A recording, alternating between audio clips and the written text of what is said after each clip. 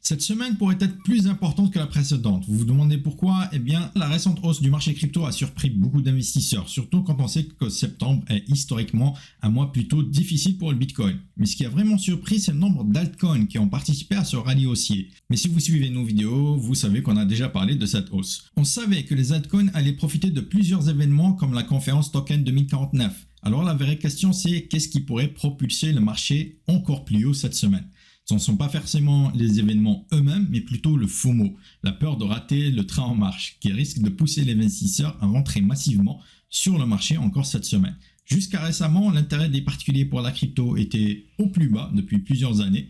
Certains voyaient ça comme un signe baissier, mais pour d'autres, c'était l'opportunité idéale. Même les institutionnels semblent encore hésitants. Les flux entrants des ETF Bitcoin et Ethereum restent modestes par rapport à la récente hausse. Mais après que BlackRock ait publié un rapport pro-Bitcoin, ils risquent de vouloir rattraper le retard, et vite. Parlons maintenant des facteurs spécifiques à la crypto-monnaie qui pourraient encore booster le marché cette semaine. Tout d'abord, le lancement tant attendu du protocole DeFi de Donald Trump. Quand il sera enfin en ligne, il va forcément remettre la crypto sous les feux des projecteurs, même si les médias en parlent négativement.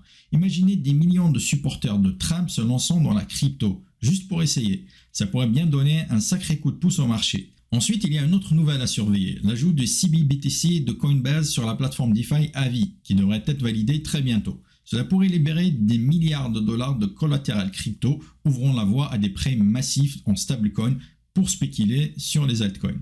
Côté macro, on a deux éléments à surveiller cette semaine. La révision du PIB du deuxième trimestre qui pourrait être revue à la baisse ce jeudi, qui ne devrait pas beaucoup influencer les marchés, et l'inflation PCE de base ce vendredi. C'est la lecture d'inflation préférée de la Fed qui pourrait avoir un impact plus important sur le marché.